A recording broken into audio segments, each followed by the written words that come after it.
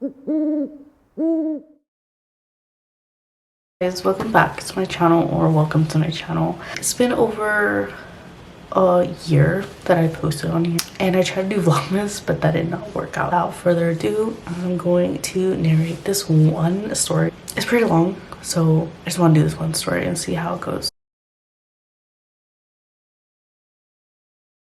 The strange house was creepy as F, but it was another paycheck. And if I stopped going to strange houses, I'll be out of money. I'm proud to say that most of my clientele requests regular return visits, and I charge a handsome hourly rate. The last thing I want to do is get stuck in a normal job, and that's how I can afford rent in Los Angeles. True, some people are a little embarrassed to call me at first. A big part of the service is actually just putting people at ease. Hi, I'm Pat, the tutor. Relief flashed across the woman's face. Tiffany's in the dining room. The only thing she hates more than her math homework is the idea of her mom helping her. A wisp of smoke blew past as I followed into the orange and brown room, sitting next to a fifth grader with a side ponytail and a look of disgust on her face. Hi, I hear you like learning about fractions. Yeah. Are you lying? Yes. I'm basically Krampus, going from house to house with the delivery of things that children would rather not have. Mom walked me past the black and white TV on my way out of the door. Thank you. I did not hear her cry once, she explained, offering me a folded pink envelope with cash peeking out of it. I appreciate it, but the first session is always free, I answered as I reached the doorknob. If you like to set up a regular schedule, I do all my payments on Venmo. She flashed an odd look. What? I can also do PayPal or Zelle. An awkward moment hung between us. Just let me know by tomorrow if you'd like to meet again, and we'll go from there, I smiled. We said our goodbyes and I left. They wanted to meet again, which is great. 1:15 on Mondays is a hard spot to fill, mostly because kids are at school at that time, and made up for a long drive it took to get there. Being late wasn't the kind of impression I was hoping to make, so I got nervous as I watched my clock tick to 1:20 and I was still driving up and down the street like an idiot. It was the only house for the long stretch in either direction, and I had no trouble finding it in the dark, so why in the hell was it difficult now?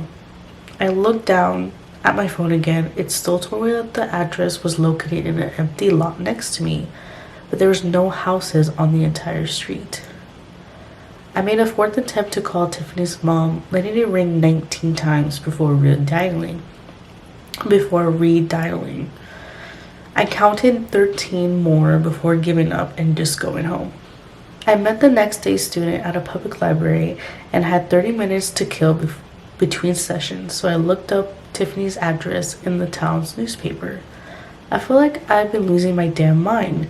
Every thought kept turning back to that stupid house. I'm a math tutor. I hate not having the answer. I found the answer and I hated it. 2 killed in fire destroying house. Below the headline was grainy pictures of Tiffany and her mother. They'd been alive long enough for distant neighbors to rush to the far off home and listen to their death screams. But everyone had been too afraid to go inside and help. The story was dated May 17th, 1985. The fear made me sick. I kept trying to find something I was missing, a reason that I was wrong. I'm a very logical person. There's no way I've gone to visit 2 dead people. So the logical part of my mind turned it over and over and concluded the most reasonable explanation was that I've gone to visit 2 dead people. I called and canceled my next student because my head was too fried for fractions and I drove home in a daze. I was convinced that a ghost lurked in every shadow that I couldn't see, so I spent the drive whipping my head back and forth in frustration at my inability to view literally every single thing at once. I locked my front door, closed my eyes, and turned around, relaxing my shoulders one breath at a time. I did not know how long I needed to shut out the world, but I knew I had to stay inside my house until I got my head screwed on straight. I didn't feel safe anywhere else. Sighed and opened my eyes. Getting up slowly to my shaky feet, I stared at my dining room table, wanting to look away, but physically unable to do so. Step by step, I moved until I was standing directly over it. Sitting before me was a charred, folded, pink envelope with cash peeking out of it. Someone commented, "Not only is that poor kid dead, but she still has to do math." Scary, but it doesn't surprise me. Los Angeles is well known to be very haunted. Another one that I just wanted to put out there in case this was too short, so I think I was just reading other ones. Okay, so this one is from the Scary Stories subreddit called Last Call. I didn't mention the other one because I am going to just put like a little title of what they're called. So, but this one's a little shorter. For almost 14 years now, I've owned my own bar in a little town in Penwell, Illinois. You should believe me when I say that in the time that I've seen all sorts come and go, but I'll never forget the fella that wandered in late one night last winter. Business has been slow, and I have never even considered locking him early when he came in. His black hat and long black coat were covered in snow, although he's been walking in this weather for hours. He dusted himself off and took a seat at the bar. His face was as white as the snow that had covered his shoulders, and his eyes seemed to be dark as his coat and hat. Now, I ain't saying I know every soul who or what lives in Penwell, but I'm pretty familiar with what we'll call the local aesthetic, mostly farmers and such, and this guy wasn't a local.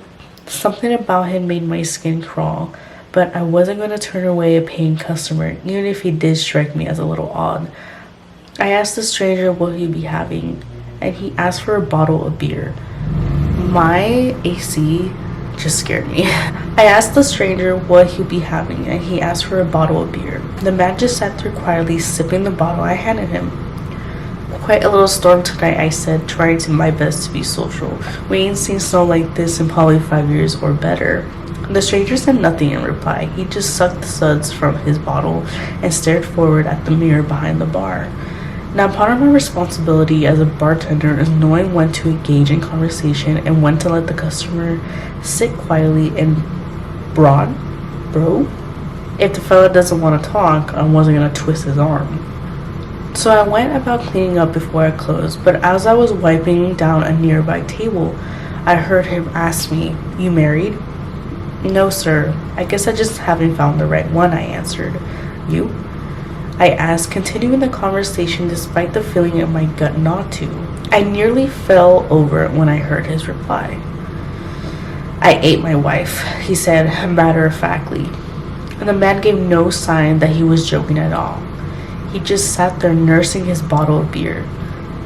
To say the least, joke or not, I was uncomfortable. The man already gave me the willies, and the comment sure as hell didn't help. "Last call," I said. "I'll have another beer," he said. Then I understood. He didn't say I ate my wife, but rather I hate my wife. He just had an accent that was uncommon for this area. Feeling a little foolish, I chugged to myself and handed him another beer. He drank it quicker than the last, then headed toward the door. But before he left, he turned back at me and he said, "You know what? She was delicious." Ew! What do you mean by like eat? Like chopped her up and eat, or like any other eat? You know what I mean? So I think I'm just gonna stop with those two stories and see how long the video is. I don't want to do that long, but yeah. So I'll probably see you guys in the next video that I post. Hopefully it's soon rather than like a year later. Hope you enjoyed this video. If you did, please like it and share my video and subscribe to my channel and follow me on Instagram and TikTok, because I do post on TikTok, but that's also rare. We all have bad days. It just so happens mine was like bad a year.